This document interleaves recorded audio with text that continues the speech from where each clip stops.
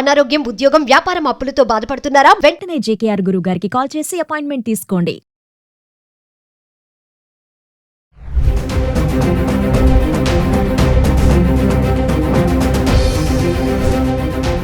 నమస్తే, welcome back to Suman TV. Present మనతో పాటు ఉన్నారు ఫ్యామిలీ కౌన్సిలర్ రజనీ రమ్మ గారు.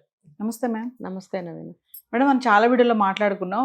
ఇప్పుడు ఇల్లీగల్ ఎఫ్ఐఆర్స్ ఈ మధ్యకాలం చాలా చూస్తున్నాం. పెళ్ళైన భార్య కానీ భర్త కానీ ఇల్లీగల్ ఎఫ్ఐఆర్స్ పెట్టుకోవడం, అది ఎలాంటి కారణాలు ఉన్నా కూడా. ఇప్పుడు కర్ణాటక ఇన్సిడెంట్ చూసుకుంటే మంచిగా పెళ్ళయింది, భర్త కొడుకు ఉన్నాడు, ప్రీవియస్ ఏదో ఎఫ్ఐఆర్ ఉంది ఆమెకి, తర్వాత మళ్ళీ పుట్టింటికి వెళ్ళడము, అక్కడ మళ్ళీ అతన్ని కలవడము. అంటే ఆమెకి ఏంటంటే డబ్బులు ప్లస్ వ్యామోహం కూడా రెండూ ఉన్నాయి ఆమెకి, ఒకటే కాదు. ఒకసారి వివరాల్లోకి వెళ్తే, ఇప్పుడు ఒక తప్పు చేసినప్పుడు ఇంక అందులో దిగబడిపోతూ ఉంటారు, అంతే, బయటికి రాలేరు. చిన్న అమ్మాయిగా ఉన్నప్పటి నుంచే శారీరక సంబంధాలు పెట్టుకోవడం ఏంటి చెప్పండి. అంటే వాళ్ళ బుద్ధి ఆలోచన ఎంత నీచంగా ఆలోచిస్తున్నాయి అనేది అర్థమవుతుంది ఇక్కడ. ఇప్పుడు చిన్న చిన్న వయసుల్లోనే అన్నీ కావాల్సి వస్తున్నాయి వీళ్ళకి. మళ్ళీ ఏమో వంట చేయటం రాదు, కాఫీ పెట్టడం రాదు, చీర కట్టుకోవడం రాదు అని అమాయక మాటలు మాట్లాడతారు. ఇవి ఇవ్వచ్చు ఏంటంటే, నాకు ఎప్పుడు నేను పెట్టలేదు కాఫీ, టీ ఎప్పుడు పెట్టలేదు, నాకు రాదు. ఆఫ్టర్ ఆల్ టీ కాఫీ ఇంకా పెద్ద వంటల జోలికి వెళ్ళకండి అంటే ఇవి చిన్నప్పుడు పుట్టిన దగ్గర నుంచి ఇవ్వచ్చు అని అనుకోవాలి ఇప్పుడు మనం. అంటే అవి అయితే అలవాటు పడిపోతారు మొదటిసారి. ఇవి ఎన్నేళ్ళైనా జీవితంలో చివరిదాకా వచ్చా నాకు టీ కాఫీ రాదు, లేకపోతే ఇంకొకటి రాదు అని మాట్లాడతారు. అంటే ఏంటంటే ఏం కావాలో ఎత్తుక్కుంటారు. ఇవన్నిటికీ టైం వేస్ట్ ఎందుకు? అది ఈ అమ్మాయి చదువుకునే వయసు అప్పటి నుంచే, చిన్న వయసు అప్పటి నుంచే అలవాటు పడింది. సరే, ఇప్పుడు చెప్తున్నారు కదా, అదే ఎదురుకట్నం ఇచ్చి పెళ్ళిళ్ళు చేసుకునే రోజులు వచ్చినాయి, కేరళలో కూడా ఆడపిల్లలు దొరకట్లేదు అని చెప్పి వాళ్ళు పాపం కర్ణాటక నుంచి సంబంధం బాగుందని అడిగితే, సరే మంచి సంబంధం వచ్చిందని వీళ్ళు కూడా ఇచ్చి పెళ్లి చేశారు. ఆల్రెడీ బాగున్నాడు కానీ పేరెంట్స్కి ఇష్టం లేదు. ఇదే ఎవరితో అయితే అలవాటు పడిందో వాడు ఉన్నాడు, కానీ మరి మంచి సంబంధం అని చెప్పి అంటారు కదా తల్లిదండ్రులు. ఈ వ్యవహారం తల్లిదండ్రులకి ఎలా తెలుస్తుంది? తెలియకుండానే మెయింటైన్ చేస్తారు. ఈ అమ్మాయి కూడా ఏంటి, నా భవిష్యత్తు బాగుంటుంది, మంచి సంబంధం వస్తే వీడు ఎక్కడికి పోతాడులే, పడుంటాడులే ఇలా అనుకుని పెళ్లికి ఒప్పుకుంది, చేసుకుంది, పాప పుట్టింది, వాళ్ళ సంసారం బాగానే ఉంది. అతను కూడా మళ్ళీ దుబాయ్ వెళ్ళాడు. వీళ్ళు ఏంటంటే ఎక్కువ దుబాయ్ వెళ్ళిపోతూ ఉంటారు. కేరళ నుంచి చూస్తుంటాం మనం ఎక్కువ. అక్కడ ఏదో బిజినెస్లు ఎక్కువ బిజినెస్లు ఎక్కువ చేస్తూ ఉంటారు. ఇక అదే బాధ్యత లేనితనం, కుటుంబాన్ని కనిపెట్టుకోకుండా ఉండటం అనేది ఎక్కువ నిర్లక్ష్యానికి నిదర్శనం. ఇవన్నీ కూడా కొత్తగా పెళ్లి చేసుకున్నాడు, ఒక పాప పుట్టింది, మరి వదిలిపెట్టి ఎక్కడికో వెళ్ళడము, వయసులో ఉన్న వాళ్ళని ఇదంతా ఆలోచించరు. తీసుకెళ్తే వెంట తీసుకెళ్ళాలి అంటే ఏంటంటే ఒక నమ్మకంతో కూడా వదిలిపెట్టి వెళ్తారు. పేరెంట్స్ ఉన్నారు కదా, పేరెంట్స్ చూసుకుంటారు అన్నట్టు. ఆ నమ్మకాన్ని వీళ్ళు ఎంత ద్రోహం చేస్తారనమాట వీళ్ళు. అంటే భర్త అంటే ఏంటో తెలియకుండానే పెళ్లి చేసుకుని కాపురాలు చేస్తూ ఉంటారు. అసలు భర్త అంటే ఏంటి, మనం పెళ్లి చేసుకున్నామంటే పెళ్లికి అర్థం ఏంటి, మేమిద్దరం ఎందుకు కలిసి ఉండాలి, ఎప్పటిదాకా కలిసి ఉండాలి, జీవితకాలం ఉండాలా, ఇవన్నీ ఆలోచనలు వీళ్ళకి రావు.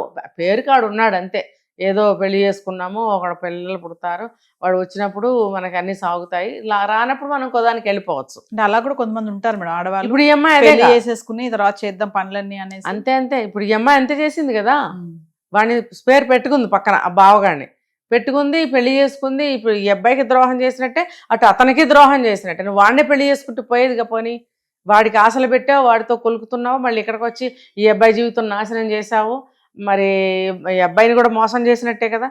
మరి ఇతనితో తిరుగుతుంది. మరి చూస్తే కట్ చేస్తే డబ్బులు పోయాయి, పాపం కోడలు కదా అని నమ్ముతారు కదా. ఏదో పాపం అత్తగారు ఇంకా చిన్న కొడుకుని తీసుకుని ఏదో ఫంక్షన్కి వెళ్తే ఈవిడేం చేసింది, ఆవిడ లేదు కదా, ఇంటికి వెళ్ళి వచ్చేసేద్దాం ఒకసారి అంటే వీడి కోసమే అయి ఉంటుంది. 3 గంటల జర్నీ అట, 3-3.5 గంటల జర్నీ. పొద్దున్నే బయలుదేరి వెళ్తే మళ్ళీ సాయంత్రం బయటకు వచ్చేయచ్చు ఏదో అనుకుని బయలుదేరి వెళ్ళిపోయింది చంటి పాపను తీసుకుని.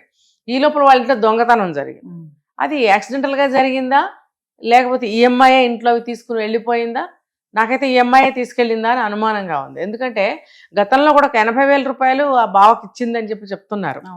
ఇంకా అతనేం చేశాడు, ఈ అమ్మాయి అక్కడ కలవటానికి వెళ్ళింది, పుట్టింటికి వెళ్ళినప్పుడు అక్కడ వాడిని కూడా పిలిపించుకుంది, లాడ్జికి వెళ్ళి కలిసినప్పుడు అక్కడ చూడండి కోయిన్సిడెంట్ ఎట్లా జరిగిందో.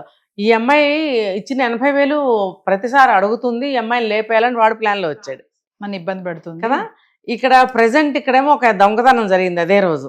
అంటే ఈ అమ్మాయి తీసుకుని వెళ్ళిందా, లేకపోతే ఈ అమ్మాయి వెళ్ళిన తర్వాత అనుకోకుండా యాక్సిడెంట్ జరిగిందా అనేది మనకి ఇంకా తెలియాల్సింది ఉంది. వాడి ప్లాన్లో వాడు వచ్చాడు. వాడేదో ఎలక్ట్రానిక్స్ వర్క్స్ ఏదో వచ్చినట్టుంది అతనికి, ఎలక్ట్రికల్ వర్క్స్ అలాంటివన్నీ తెలిసి చిన్న చిన్న మెకానిక్ పనులు వచ్చి ఉంటాయి వీళ్ళకి. అదేంటిది ఏదో డిటోనేటర్స్ని తయారు చేయటం వచ్చట, వాడికి కనెక్ట్ చేయటం అన్నీ వచ్చట.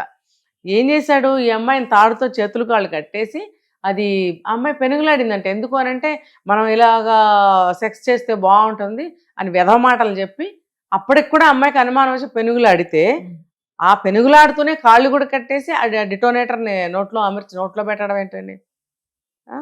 అంటే హింస ఎన్ని రకాలు నేర్చుకుంటున్నారో చూడండి. అసలు నోట్లో పెట్టి పేల్చేశాడు. ఏముంది, నిమిషాల మీద చచ్చిపోయింది. శబ్దం కూడా రాలి, నోరు కదా క్లోజ్ ఉంటుంది, మేబీ క్లోజ్ చేశాడు, పేలిపోయింది. నోరంతా ఛిద్రం అయిపోయి, పళ్ళన్నీ ఊడిపోయి, గందరగోళం అయిపోయి, అదంతా చెల్లా చెదురైపోయి ఉంటే వీడు పారిపోయాడు తాళం వేసేసి. మళ్ళీ వెళ్తూ వెళ్తూ ఒక సాక్ష్యం వదిలిపెట్టే వెళ్తారు క్రిమినల్స్ ఎప్పుడైనా. నేను టిఫిన్ తేవడానికి వెళ్తున్నానే ఆ హోటల్ యజమానితో చెప్పి వెళ్ళాట. ఎవరైనా చెప్తారా నేను టిఫిన్కి వెళ్తున్నాను లేకపోతే సినిమాకి వెళ్తున్నాను అని చెప్పాల్సిన అవసరం ఏముంది, లేదు కదా. కానీ ఎందుకు చెప్పాడు, వాడి బుద్ధి ఎక్కడో ఉందన్నమాట. నేను పట్టుబడకుండా ఉండాలి అని చెప్పి ఒక అబద్ధం చెప్తాడు, అక్కడే పట్టుబడతారు వాళ్ళు. లేకపోతే వాళ్ళకి చెప్పాల్సిన అవసరం ఏముంది, వెళ్ళి వస్తూ మళ్ళీ డోర్ రావట్లేదు మళ్ళీ వాళ్ళకే చెప్తే వాళ్ళు ట్రై చేస్తారు కదా. ట్రై చేసి చూసి లోపలికి వెళ్తే అంతా సీను, పక్కనే ఉన్నాడు వీడు. వాళ్ళకి అనుమానం వచ్చి పోలీసులకు కంప్లైంట్ ఇస్తే పట్టుకున్నారు. అయితే చెప్పొచ్చేది ఏంటంటే, పెళ్లికి ముందే ఇలాంటి వేషాలకి మరిగి, ఇలాంటి అలవాట్లకి అలవాటు పడి జీవితాలని ఛిద్రం చేసుకుంటున్నారు. పోనీ నువ్వు అతనితోనే పెళ్లి చేసుకుని వెళ్ళిపోతే బాగుండేది. ఇప్పుడు అతనికి నువ్వు ద్రోహం చేసిన దానివయ్యో, పెళ్లి చేసుకున్న వాడికి ద్రోహం చేశావు.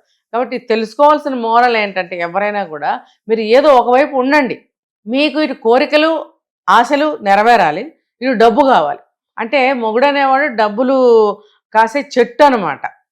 అందుకు ఉపయోగిస్తావు నువ్వు మొగుడిని. నీ అవసరాలకి నీ కోరికలకి ఇంకొకటి కావాలి. ఇప్పుడు చాలా కేసులు మనకి ఇలాంటివి చూస్తున్నాం మనం.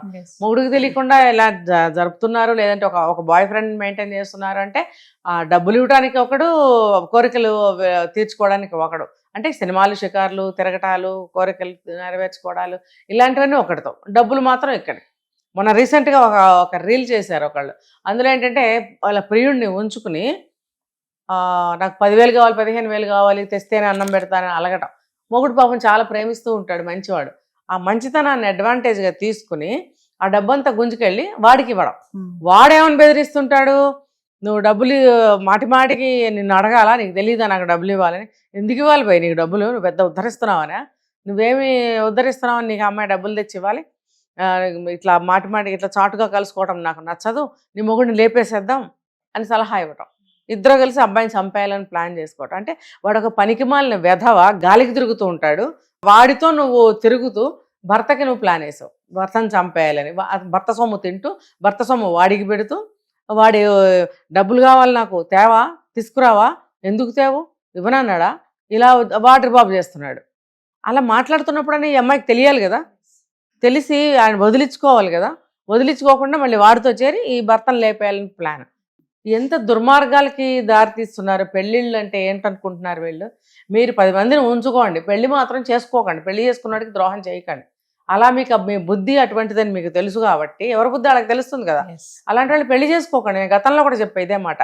ఇంకో పెళ్లి చేసుకున్నందువల్ల అతని జీవితం పోతుంది, అతని ఫ్యామిలీ పోతుంది, అనవసరంగా పరువు పోతుంది, జీవితకాలం అవమానాన్ని భరించలేక వాళ్ళు ఏమైనా చేసుకుంటారు. ఇన్ని నష్టాలు ఉన్నాయి. అసలు మీరు చేసుకోకండి పెళ్ళి.